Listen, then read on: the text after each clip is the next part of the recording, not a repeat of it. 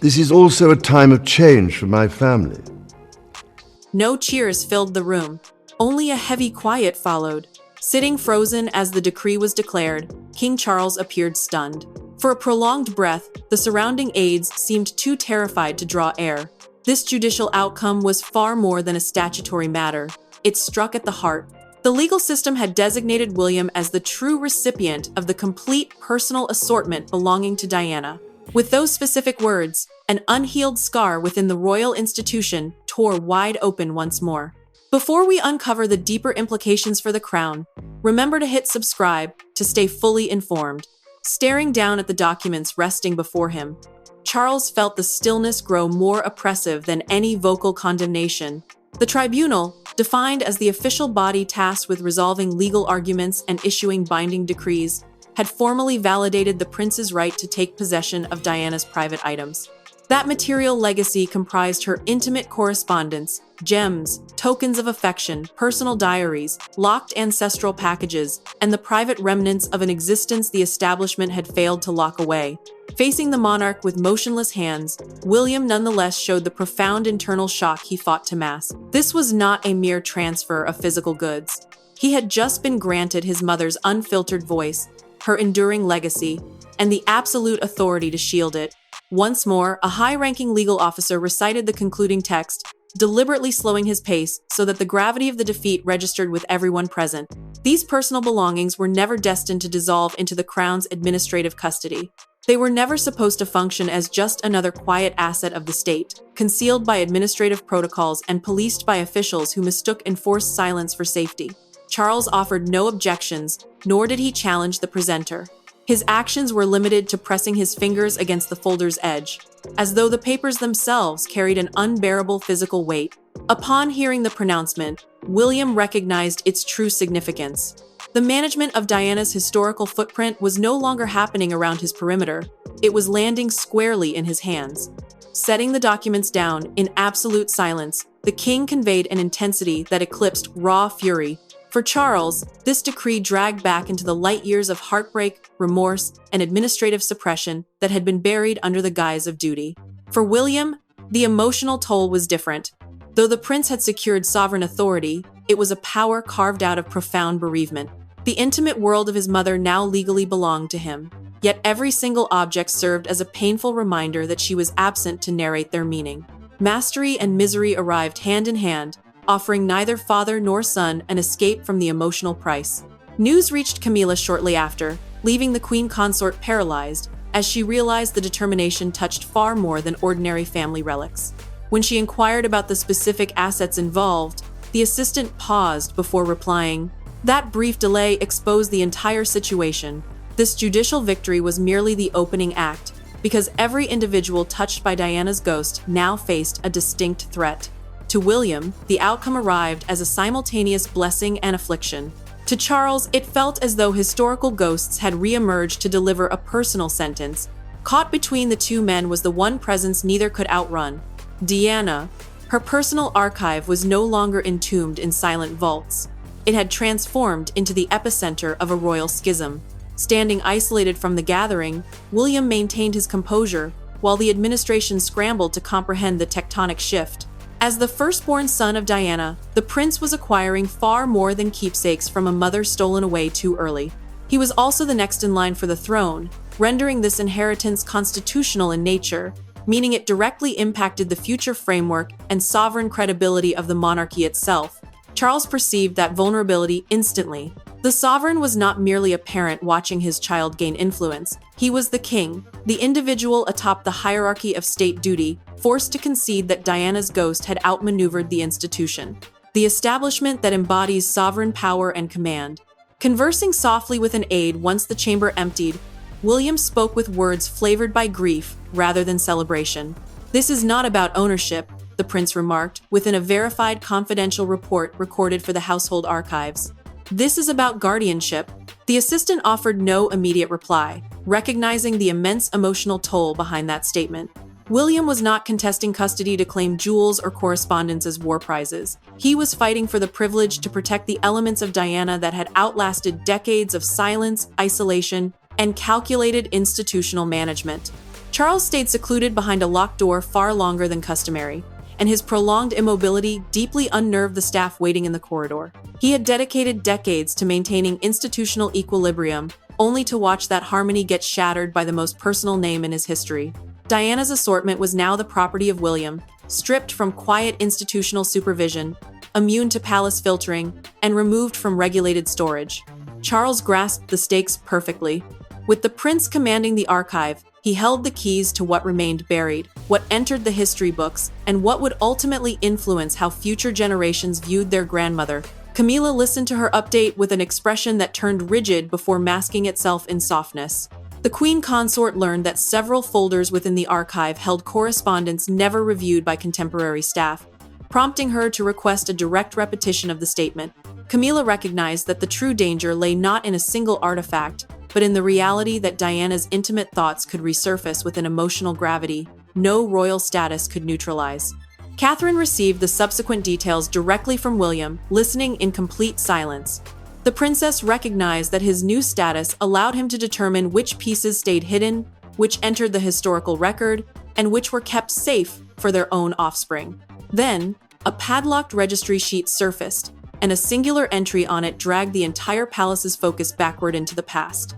To comprehend why the legal verdict struck with such devastating force, the inner circle had to revisit the exact moment an ordinary dialogue about inheritance mutated into open warfare. The emergency did not originate within a courtroom. It ignited behind closed doors at Balmoral during an administrative property assessment that was supposed to be completely unexceptional. A solitary folder was unsealed. A single handwritten directive was spoken aloud. From that exact second, the institution recognized that Diana's private items were no longer mere historical tokens. They were tangible proof of a pledge someone had attempted to suppress. Balmoral had served as a repository for institutional mysteries long before anyone categorized this specific encounter as perilous. The Balmoral Inventory Review, defined as a confidential audit of archived sovereign possessions at the estate in Scotland, had been organized to evaluate Diana's personal effects and verify what remained under institutional maintenance. Initially, the audit seemed routine. Staff anticipated lists of gemstones, storage logs, and uninspired paperwork. Then, one specific folder upended reality. Tucked inside was an ancient handwritten mandate tied directly to Diana's effects, and the phrasing explicitly designated William as the chosen custodian of the entire private collection. An administrative officer examined the writing twice, driven by a collective refusal to accept that the phrasing was so unambiguous. Diana had not viewed these possessions as mere trinkets. She had established them as a living testament for her children. The private archive, defined as confidential correspondence, imagery, mementos, and locked ancestral elements retained away from public view, had not been established for administrative oversight. It had been preserved with a distinct emotional intent. That point was critical because William was not merely Diana's descendant by bloodline. He was the child whose destiny would one day pilot the crown forward, and the mandate linked that destiny directly to her voice. Charles learned of the document's existence later that night, and his expression shifted dramatically before he uttered a single inquiry. He demanded to know why the paperwork had been withheld from his desk for so long. He demanded to know who had laid eyes on it, and how long it had languished inside that folder. The sovereign maintained an exterior of control, yet those around him detected the intense strain vibrating beneath his speech. Charles recognized the peril instantly. If Diana had articulated her intentions so transparently, then every single year of institutional delay would resemble calculated interference rather than mere administrative caution. William was informed of the discovery through a separate channel, and the prince chose not to raise his voice. It was precisely that quietude that rendered his fury so terrifying. He absorbed the verified report delivered by a household assistant, then inquired if his mother's final wishes had been treated merely as an administrative complication to be managed. The assistant possessed no defense powerful enough to lessen the impact. William experienced the agonizing sting of it immediately. Diana's words had outlasted the years, but her true purpose had been entombed within bureaucracy. The registry detailed necklaces, letters, photographs, and secured personal effects that had never been officially relinquished to him. An official later conceded during a taped internal consultation that segments of the assortment had stayed under institutional review because the subject matter was classified as highly sensitive. That singular descriptor ignited the explosive train. The moment William realized what had been withheld from his custody, remaining quiet ceased to be an option. No broadcasting equipment, no public relations teams, and no scripted announcements accompanied William when he stepped into the chamber. Only Charles awaited him.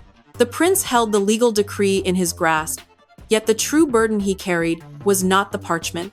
It was decades of suppressed emotion, heartache, and unresolved questions. As the door clicked shut behind him, the royal family's most guarded vulnerability transformed into a raw showdown between father and son. William refused to take a seat. He dropped the legal decree onto the surface, separating them, and locked eyes with his father with a chilling composure that amplified the danger in the atmosphere. The ruling, defined as the formal judicial conclusion possessing statutory power, had already validated him as the rightful owner of Diana's private items. Yet the prince was no longer inquiring about judicial determinations. He demanded to know why those assets had remained under institutional manipulation for so long. Charles observed him intensely, the sovereign recognizing that this conversation transcended logistics. This was a son demanding to know if his mother's final wishes had been managed as an institutional nuisance. Charles replied deliberately, weighing every word as though a singular misstep could shatter the room's fragile equilibrium. He informed William that the archive had been shielded to avert emotional devastation, societal bewilderment, and another media tempest surrounding Diana's legacy. The king asserted that the establishment had operated purely to maintain stability. The palace, defined as the active royal apparatus overseeing daily functions, archives, and societal standing, had concluded that concealment was safer than transparency. Yet that justification failed to pacify the prince. It only hardened his resolve. William processed the concept of protection and felt the ancient trauma rip open wider, because that very protection had somehow functioned to keep a mother's intimate history away from her child. Leaning forward, William spoke with a quiet, lethal intensity. Protection enacted without consent amounts to control. Those words struck with immense force. Rising from his seat, wounded and occupying a defensive posture, Charles countered that there were systemic weights his son had never been forced to carry. He spoke of intense grief, front-page media attacks, relentless pressure, and the near-impossible burden of keeping the crown upright while Diana's ghost burned like an unquenchable fire in every corridor. The king was not pleading for pity, yet he required William to see that his paths had never been straightforward. The prince was no stranger to agony. It was the very reason he refused to pardon what had transpired. William then disclosed the piece of data that altered the entire dynamic. He revealed his knowledge of the inventory registry from the Balmoral audit. He was fully aware that specific intimate effects had never been officially handed over to him. He knew that correspondence, mementos, and sealed items had been deliberately withheld under the guise of institutional review long after Diana's own mandate had chosen him as guardian. Charles went completely rigid the moment the prince referenced one specific padlocked letter believed to have been penned for Diana's boys. That sudden silence hit with greater force than an outburst of rage. The monarch stared at William, and the prince deduced the reality before his father could formulate a verbal reply. Something had indeed been hidden away. Something had been deemed far too sensitive for his eyes. Retrieving the legal decree, William turned toward the exit and walked away, leaving Charles standing entirely isolated with a reality neither man could diminish. The dispute rattled the lineage, yet the judicial determination itself had been propelled by legal machineries that even the king could no longer command. Monarchs can dictate pageantry, estates, honors, and ancestral practices. But on this occasion, the crown lacked the power to command the court system. The legal verdict had positioned Diana's private items completely outside the sovereign's jurisdiction, forcing Charles to confront the boundaries of royal authority in the most intimate manner imaginable. Somewhere within the administrative architecture, a permanent legal boundary had been established, and William now occupied the ground on the opposite side. Reading the legal brief in isolation, Charles felt the text drain the physical vitality from his hands. The crown, defined as the sovereign power invested in the king and the apparatus flanking him, possessed no authority to nullify the court's decree. The judicial system had classified Diana's personal items as an intimate individual legacy, not state property. That single classification transformed the entire playing field. State property could be manipulated, stalled, analyzed, and quietly suppressed. An intimate individual legacy belonged exclusively to the legally designated individual, and that individual was William. Passing his hand across his face, the king creased the paper once, then smoothed it out again, as if staring at the text more intensely might somehow alter the reality. Camilla slipped into the room quietly, yet the dense silence signaled that the conflict had already escaped her capacity to influence. The queen consort inquired if any element of the decree could be obstructed, even for a handful of days, simply to allow the staff time to organize a strategy. Charles refused to meet her gaze initially, offering only the flat remark that the judicial system had delivered its final word. Camilla recognized the resignation woven into that sentence, grasping its terrifying weight.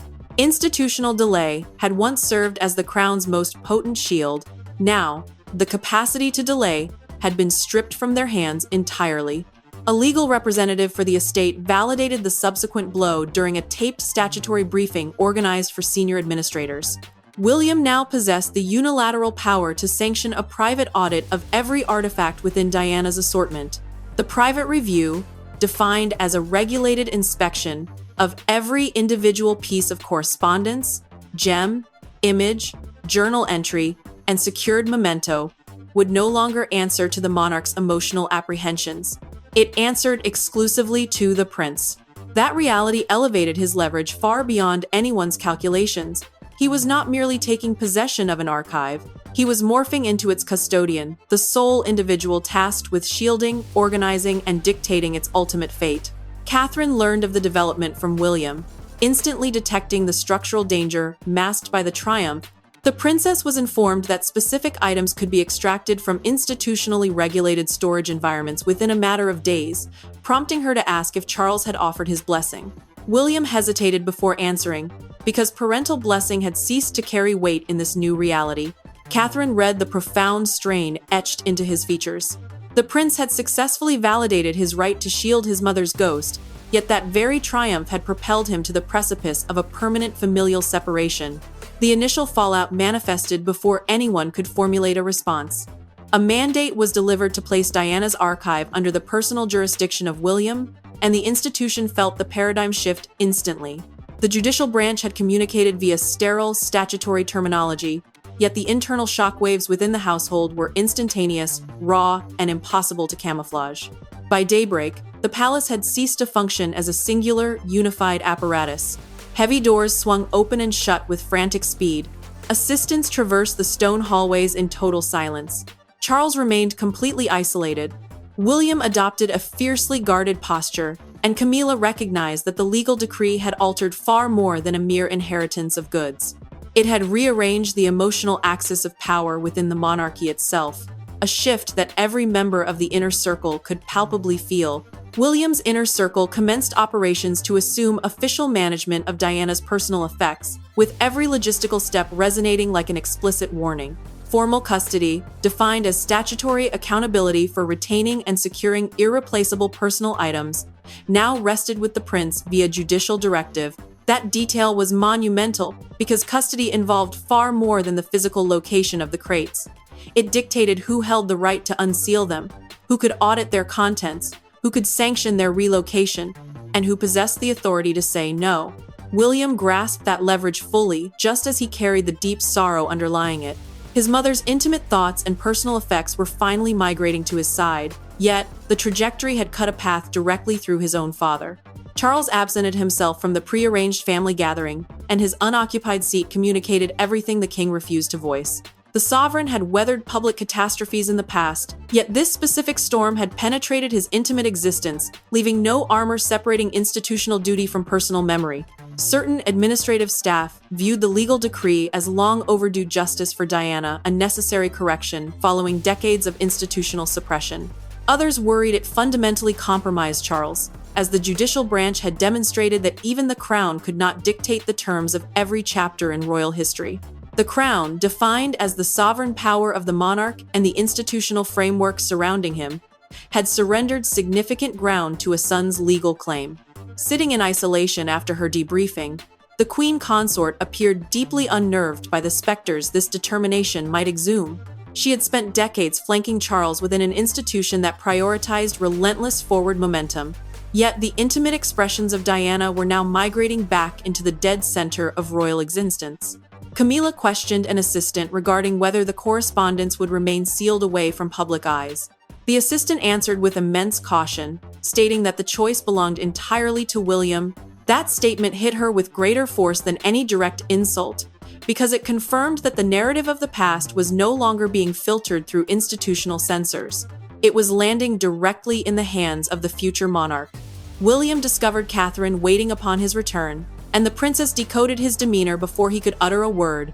He disclosed that Charles had skipped the luncheon and revealed that a solitary secured crate from the archive had already been designated for relocation. Catherine maintained her silence, yet her expression shifted when he detailed what the container was thought to hold. These were not merely artifacts from Diana's fractured union, nor were they mere mementos of psychological torment.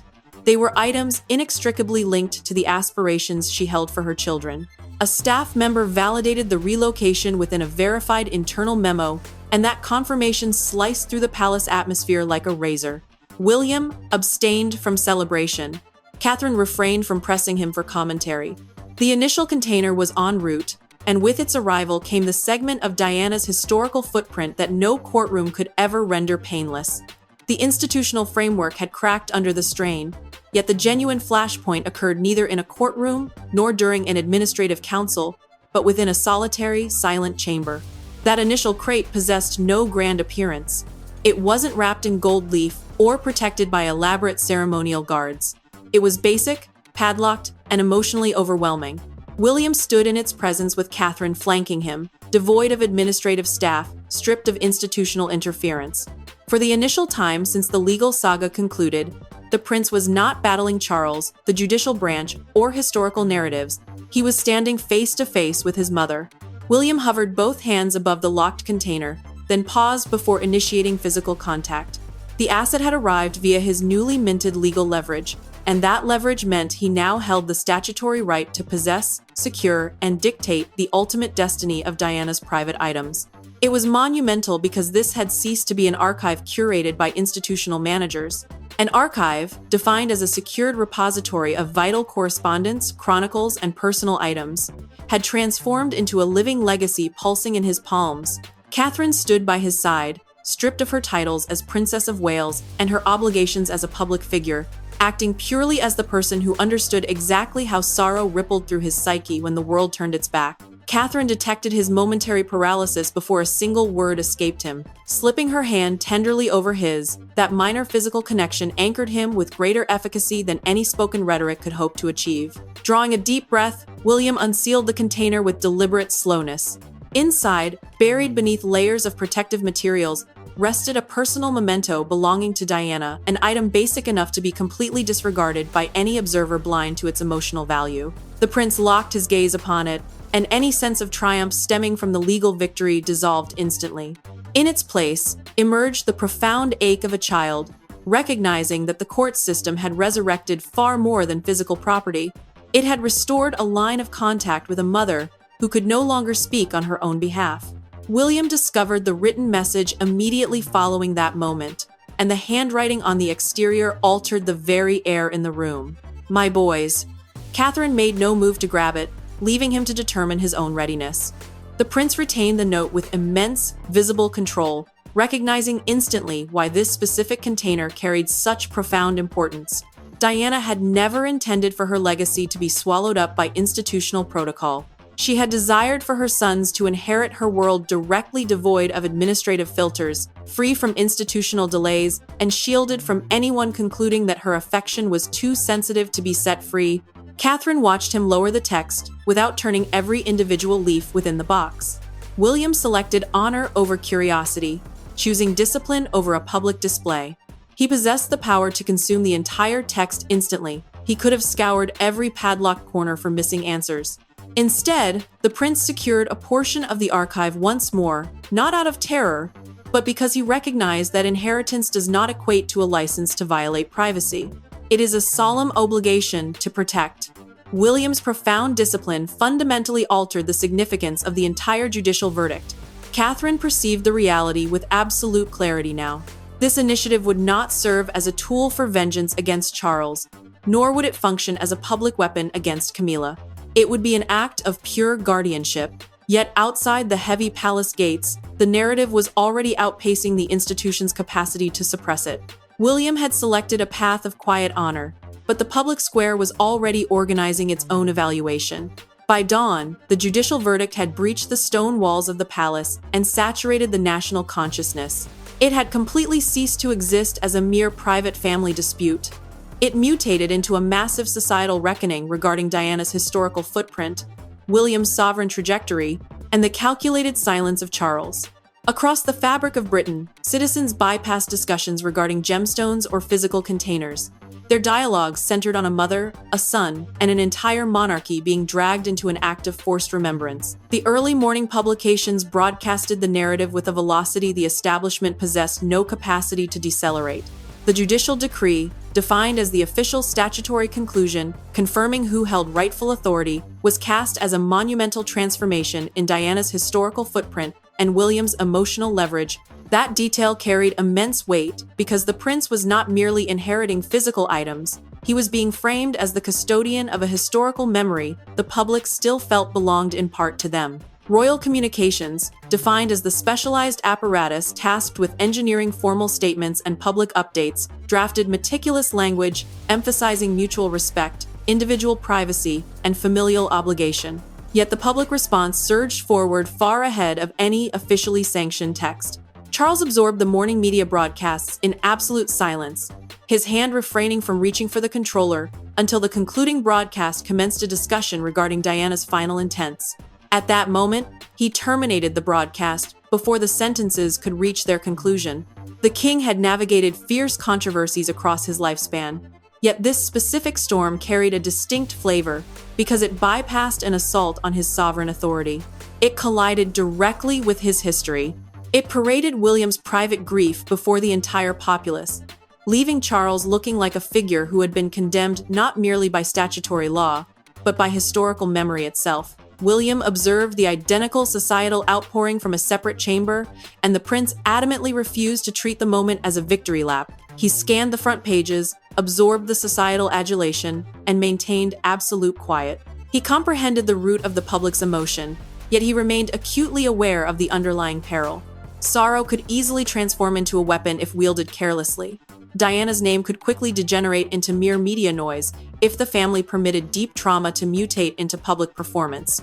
The future sovereign had successfully validated his right to shield the archive, but he harbored no desire to celebrate a judicial verdict built upon a foundation of profound loss. A singular newspaper headline encapsulated the collective national sentiment with devastating transparency. Diana's legacy goes to William. Disposed directly beneath the text was a vintage childhood portrait of the mother and her son, and that solitary visual pairing channeled a depth of emotion no official palace press release could ever replicate. Outside the gates of Kensington Palace, a serene assembly commenced forming, bearing white blossoms. Kensington Palace, the royal grounds permanently intertwined with Diana's public footprint, transformed once more into an epicenter of quiet tribute. The assembly refrained from shouting. They simply stood, waited, and deposited floral tributes for a woman whose private items had suddenly rendered her vividly present once more. The public had communicated its verdict through front-page text, solemn silence, and white petals. Charles internalized the intense pressure of it. William internalized the massive accountability of it. Within the fractured family Diana left in her wake, the ultimate inquiry had ceased to be about who held control. The genuine question centered entirely on what they would choose to do with that control now. The public square had delivered its perspective via floral arrays, front-page media, and historical memory, yet the definitive judgment belonged exclusively to the lineage Diana left behind. Ultimately, the judicial decree failed to dismantle the sovereign institution. Instead, it dragged into the light what the crown had spent far too long trying to suppress. Charles was not brought low by William, nor was William crowned by the physical effects of Diana. Something far more profound materialized. A mother's private history had migrated back to the child she had permanently trusted, and the establishment was finally forced to concede that memory cannot be managed by administrators forever. Charles conceded to the determination behind closed doors, yet his capitulation was entirely devoid of joy. The court ruling, defined as the formal legal judgment immune to institutional avoidance or reversal by royal whim, had established itself as a permanent emotional and statutory boundary line. The complete personal assortment of Diana now rested under the official guardianship of William. Guardianship transcended basic ownership. It dictated absolute accountability, physical protection, and the unilateral right to determine how her most intimate effects would be preserved for posterity. The monarch grasped the gravity of that reality. The crown had survived across centuries by regulating cultural symbols. Yet Diana was no mere cultural symbol, she was a mother, and her ghost had finally broken free from the custody of the institution. William conversed with Catherine later that evening with a serene composure that mirrored the weight of everything he had consciously chosen to leave unsaid. The prince pledged to her that Diana's most intimate expressions would be secured exclusively for the inner circle, never utilized as capital for leverage, retribution, or public triumphs. Catherine listened intently, recognizing that discipline had mutated into his ultimate crucible. He possessed the power to expose everything that had been hidden away. He could have forced the institution to answer for every agonizing historical question. Instead, the future king selected a path of honor. That specific choice carried immense weight because it insulated him from the hostility radiating around the judicial verdict. William had inherited the physical world of his mother, yet he steadfastly refused to convert her historical suffering into a weapon of war. Camilla arrived at the identical realization in her own isolated manner. The queen consort recognized that the legal decree had not invalidated her structural position flanking Charles, yet it had resurrected Diana's presence in a manner no administrative palace strategy could ever neutralize. She could easily occupy a space in the monarchy's contemporary operations, yet Diana had re-established herself at its emotional core through her children. Camilla experienced the sharp sting of that reality, and the king internalized it as well. Neither possessed the power to paralyze memory. Neither could command historical truths to remain mute. The final padlocked assets stayed completely hidden from public eyes, serving as the most transparent confirmation of William's true intent. The prince had not pursued this inheritance to inflict punishment. He assumed custody to protect. The sovereign institution adapted to an altered paradigm where individual legacy could exist independently of institutional control, and every individual caught in the orbit understood the final verdict. The historical memory of Diana no longer answered to administrative silence, public relations strategies, or institutional management. It belonged exclusively to her boys, and through the hands of William, it integrated into the monarchy's trajectory with its honor fully restored. There exists no subsequent chapter to dilute this determination. Charles went entirely rigid because the court system accomplished what the palace apparatus could never do. It restored Diana's history to the child, who never stopped carrying its weight. Thank you for tuning in. Please remember to show your support by liking and subscribing, and we will connect with you in our next broadcast.